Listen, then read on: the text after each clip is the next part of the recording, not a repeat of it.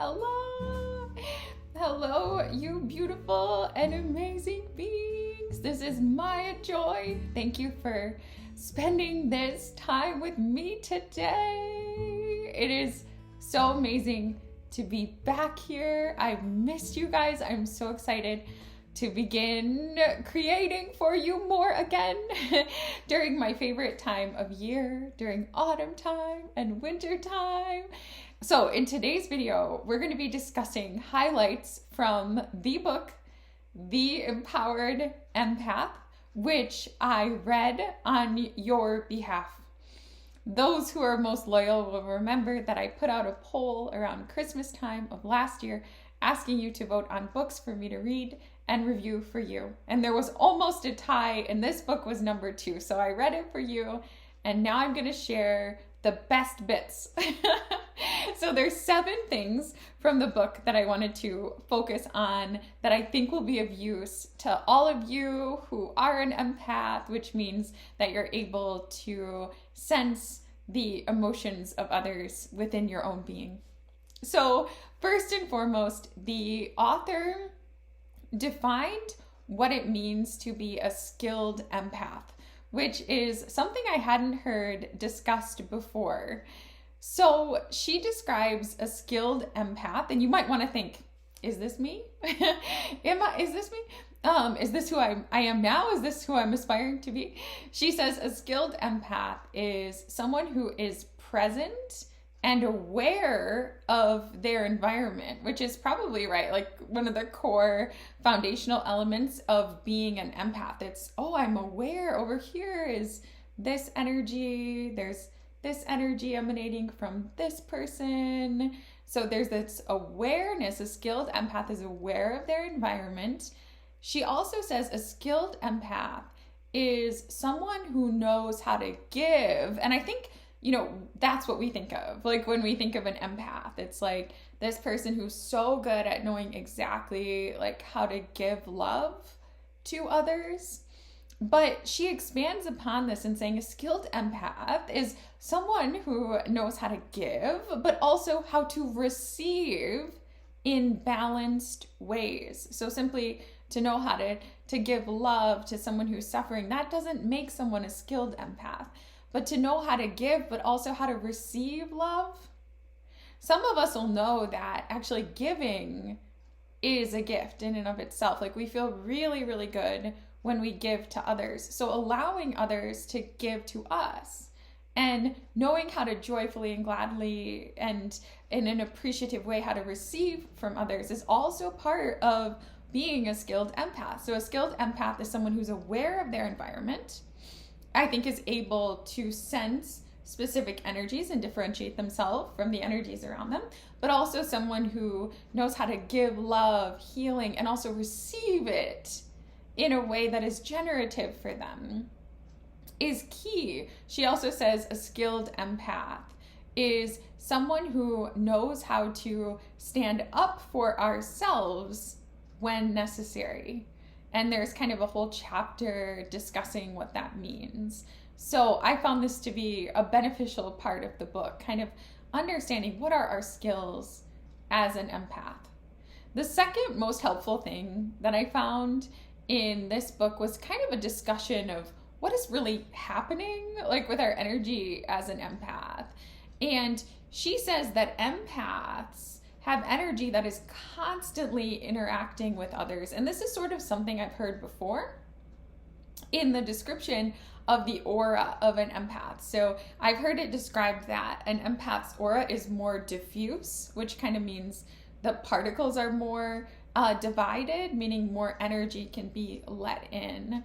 So she really talks about how as empaths, our energy is connecting and interacting with everything in our environment. But something she pointed out that I thought was really useful is that as empaths, our energy is connecting with our environment beyond just physical time and space. So for example, if we are tuning into a TED Talk and we're connected to the person presenting, our energy is interacting with that person's energy. If we call to mind, a happy memory of Christmas morning as a little kid, our energy for a moment is back in time on Christmas morning when we're opening that gift or seeing our sibling opening up their wonderful Christmas stocking or whatever the case may be. And she talks a lot about how as empaths, we can have difficulty in making choices because of our awareness of the feelings of other people. And I thought that was just a really interesting point. Like we can become so aware because of our energy interacting with other people's energy. We can become so aware of that person's feelings, that person's preferences, how something will interact with that person, that it can actually make it hard for us to make choices for ourselves. We can sometimes be so concerned about how something will influence the other people because of our high awareness of them that we get like frozen in our ability to make a choice, because we kind of imagine, oh, if I do this, okay, it's going to have this effect on this person, this effect on that person, this effect on this person, and we can become a bit like frozen. And I think for me, in terms of dialogues around being an empath, it was the first time that I kind of heard anybody describe the interaction with energies in this way, but it really made sense to me that as empaths, our energies, I think everyone kind of knows, like if you're familiar with the empath concept,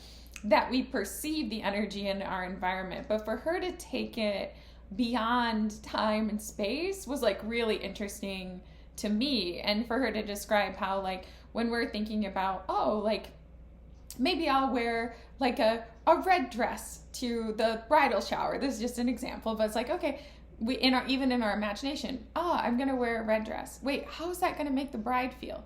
Is she gonna feel like I'm overshadowing? What about Melissa? Melissa often wears red and she has a dress kind of like that. Oh my God, what if we wear the same dress? Is that gonna make her uncomfortable? Is she gonna think I'm copying her? Oh, how's it gonna affect Melissa? Oh, how's it gonna affect the bride? Oh my gosh, and Jenny has a new baby, and babies are real sensitive to colors and they like calm colors, and maybe red, that might make the baby cry more. So I don't know, red? No, I won't. I'll just wear beige. So as empaths, we kind of experience like the world in that way. And in that moment where we're imagining Jenny and we're imagining Melissa and we're imagining the bride, we're actually like there in that environment. And so as empaths, you can be kind of like unlocked from time and space. And it's important for us to have a sense of awareness of like what environments we're connecting to, even within ourselves. Something that this book was really strong at was encouraging us to, like as empaths, to find ways to cope that are really practical. As a matter of fact, like the book itself almost wasn't like a book in certain ways. It was kind of like an amalgamation of a bunch of like online articles of different like tips for empaths, or it kind of reads like 10 YouTube videos like put in book form or something like that, but it's like really, really practical. And some of the practical tips that she mentioned include things like using noise canceling headphones. Be careful, like if you're walking around in the world with noise canceling headphones. I use them a lot. I've eventually shifted to just using one, so I can like tune into the silence if I want to, but also hear my environment, because if you're wearing noise canceling headphones, you can't hear like if someone calls your name or like traffic or stuff like that. But it is a good way, like if you're feeling overwhelmed or overstimulated by your environment, like noise canceling headphones can really, really like decrease the amount of environmental stimulation. She talks as well about wearing sunglasses, because a lot of us are really sensitive to light, but also then it means we don't have to make eye contact with everyone. And I'll definitely say for me personally, like I'm very highly sensitive. When I make eye contact with someone, often I'm directly downloaded with that person's not only emotions, but actual thoughts and visions within their mind. So sometimes wearing sunglasses allows me to be able to maybe connect with the person, but maybe say, look at their shoulder or the top of their head and not like directly into their eyes. She talks about how empaths are more sensitive to temperature, and we need to, carry a sweater with us, or we need to carry water with us. And she talks about real practical things, like even in terms of self-talk and journaling. For example, she talks about how when we journal, instead of just journaling like how we feel, and like the negativity and stuff that we pick up on, like journaling, okay, today I feel this and here's how I want to feel. And here's the feelings I'm cultivating within me. So I'm feeling maybe a bit tense or a bit frustrated, and I'm cultivating the feeling of peace and serenity and engagement and inspiration.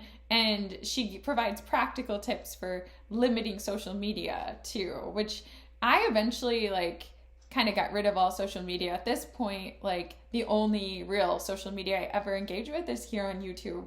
And that has really helped me, because a lot of people go to social media to get validation because they feel very, very insecure, or for other reasons like that. And so if you plug into social media, often you can feel all that insecurity, the anxiety of everyone that's on the media and stuff like that. So being aware and knowing how much social media can we handle, when during the day are we most able to handle that kind of energy, that type of stuff. So the book was really good for just little practical tips for how to navigate life as an empath.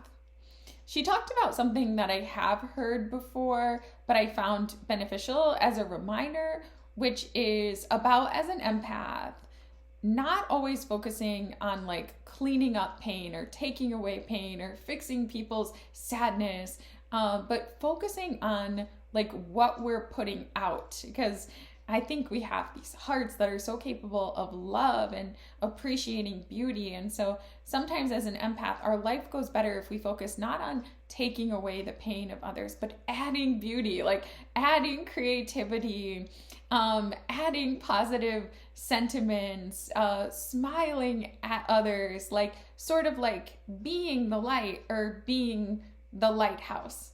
I think that's one of the big ways that we thrive, is through sort of setting aflame joy or love or understanding or goodness, and putting our focus on what we're putting out, the goodness that we're putting out, and not necessarily the darkness that we might perceive around us, if that makes sense to you. One thing that she highlighted in the book strongly that I really agree with, and I think is necessary, though not always easy to do, is she really describes, and Anita Moorjani says the same thing, and I really like the energy of Anita Moorjani too, and this is taking one day a week to be in our own energy and do the things that kind of recharge us, which might be different for everyone, but kind of do those things on our own. So as an empath, we are sensitive to, and we are shifted by the energies that we connect to all throughout the week, whether those are people, places, creators that we're connecting with. I even find it even to the point where it's become difficult, but even the authors of the books I read, I find myself being actually taken into the world of that author's thoughts, not what they're writing on the page, but how they actually felt and what they were thinking about while they were writing and stuff like that, to the point that my entire worldview, who I am as a person, is changed by the author whose book that I'm reading and stuff like that. I personally, the only time I have wellness is if I take one day a week of quietude, and all my best friends know this. I don't know if they all like it, but they all know about once a week, I go quiet. And I don't respond to their messages, and I don't respond to emails, and I don't, for me personally, different for each and everyone, but for me personally, I won't answer the phone, I don't listen to music, I'm just quiet, and it's crazy how good I'll feel, just being in my own energy, and it gives me clarity on how I really feel about things, and what I want, for the upcoming week ahead, and what I need, and I'll just do stuff that refreshes or rejuvenates me. Sometimes it's creative things, sometimes it's cooking or meal prep or a walk in nature, but it's just the quietude is luxurious. It's so in a world where I perceive so much every single day from everyone, and I would never change that. It is a gift, it's an absolute gift, but to just have peace for one day a week, and kind of like, it's almost like engaging with like other people is like eating, or like we're like taking in, and then like the day a week of quietude is like digestion and assimilation of all of the energies, and like letting it like move through us, like letting it clear through us. It's really, really important. And I think, there are many busy people out there. I know some people have really demanding jobs. A lot of people have, elderly parents they're taking care of, or children, or these things. If you can't do a full day, just do whatever you can. Do an hour of silence where you don't respond to the phone, and you're in, and you can even do practical things like, fold the laundry or dust or things like that. But I think it's just about being quiet, and for a time period, not directly connecting to the energy of other people, so that you have time to assimilate and experience your own feelings, basically. Likewise, the author talked about the time, like our own relationship to ourselves. Like as empaths, we have a higher awareness of like the other people around us, for sure. And we can be very aware of like what we say to other people and like how it affects them. But sometimes we forget about like how we're talking to ourselves, and like what is our inner relationship to ourselves. Like, are we showing up for other people in their time of need? If yes, good.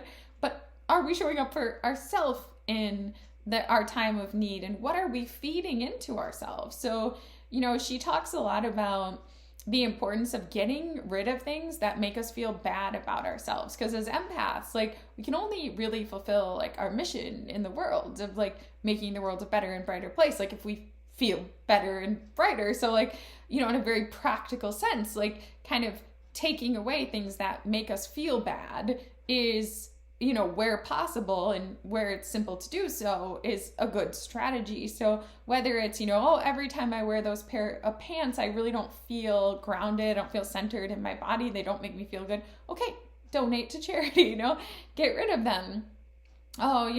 There, whatever it can be, maybe I look at this particular thing and I always, I feel drawn into this particular creator's work, but when I watch their videos or read their posts, like it makes me feel negatively towards a particular group of people, or it makes me see the world like in a worse way, or, anything that makes you feel really bad about yourself, that is not necessary is good to get rid of. And likewise, like as empaths, consciously choosing to cultivate a better relationship with ourselves by engaging in things that make us feel good about ourselves.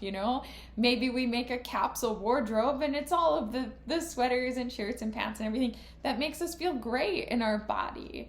And maybe we go through social media and we curate, what we're seeing, and we unsubscribe, from those creators. They may be great people, but, they make us see the world and ourselves more negatively, or feel like we're not enough. And maybe we curate that which makes us consciously feel better about ourselves. So being aware of how different things, whether they're thought patterns, music, things we wear, things we consume, how they make us feel about ourselves. It can even be foods that we eat.